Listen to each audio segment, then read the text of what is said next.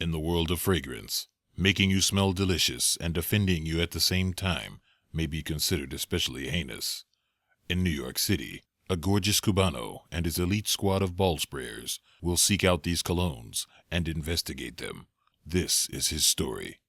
Bitch. Now I know this combination was specially formulated for me without them saying it, because the psychosis and the mastermindness, possibly a little nuttiness of Dua to create this, knowing that I am YSL's self-proclaimed king of Tuxedo, is ballsy to say the least. Let's roll my motherfucking music so I can give you my interpretation and see if this combination works or they're just going too far.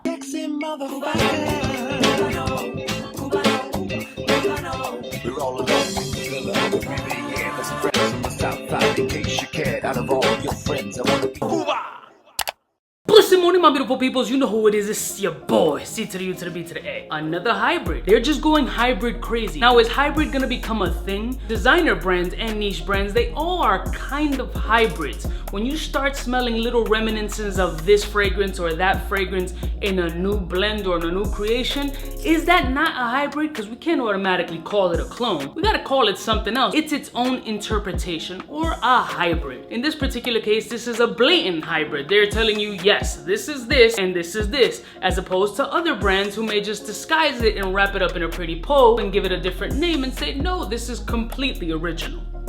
The fragrance combination that we're going to be talking about today is Yves Saint Laurent Tuxedo, which clearly gets more burned than any fragrance in my stash, because this is my boo. I brought this to the forefront. I wasn't the first to review it, but I'm the first to make this shit explode, because it made me explode in creamy ways that you don't want to picture. This is just almost my perfect fragrance. It's absolutely amazing. It's a guaranteed staple in my collection forever and ever and ever. This should be called CUBAKNO'S Tuxedo Yves Saint Le Cuba. This is everything that I never knew that I always wanted. It's just my bitch. And on the other side, we got Baccarat Rouge 540.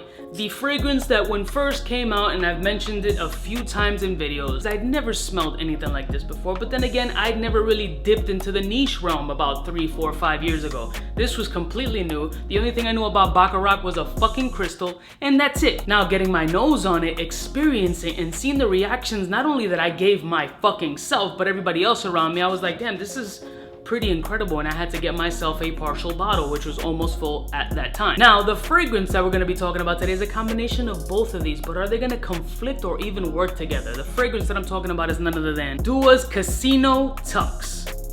Some guy there who looks like he's wearing a mismatched blazer with a bow tie and jeans. Whoever this was, you need to step up your outfits, man. Now, I have it sprayed on this hand, and it's been on this hand for 40 minutes. I'm gonna be completely Cubano because there's nobody else I know how to fucking be. What I've been noticing on these Baccarat Rouge 540 hybrids is that the Baccarat Rouge tends to be the overpowering factor. When it opens, it's not until the dry down that I feel that the other blends come through. I don't know the chemistry behind it, I don't know the mixing of it, nor do I give 3 fucks about it. Baccarat Rouge is definitely the blast that you get on the opening, but there is a little tweakage, a little nipple pinchage of YSL Tuxedo that slowly plays the back burner on the opening. YSL Tuxedo does not formulate or completely shine until the middle and dry down. And then that's when I feel that the magic happens in this fragrance. On the opening, you definitely get the Baccarat Rouge sweet cotton candy resinous deliciousness that we all know from the regal bitch of BR540.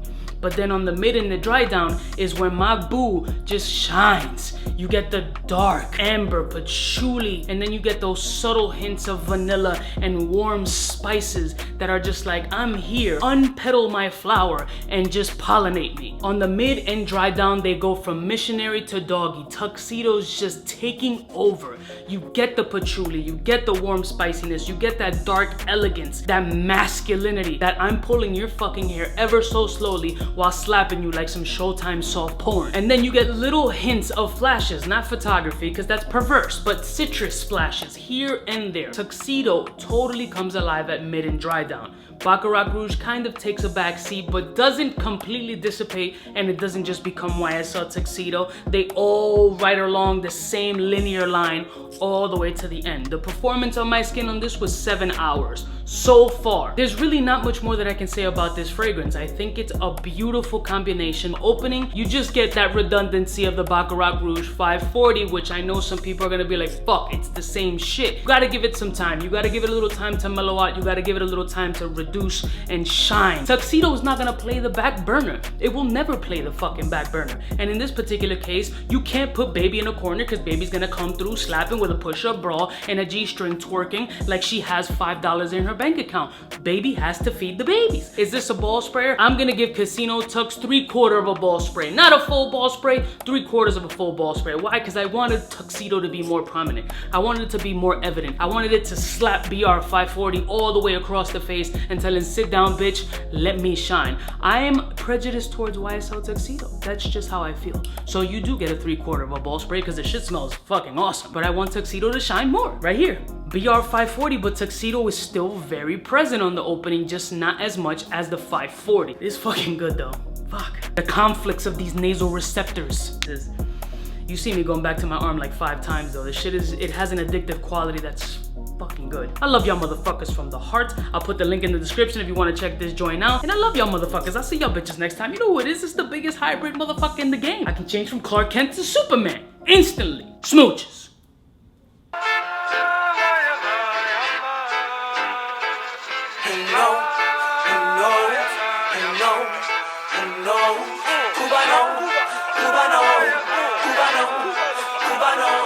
What's fresh?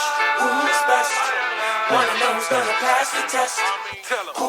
For the fly gun holder, money folder, motor roller, start tack when it's time to call back.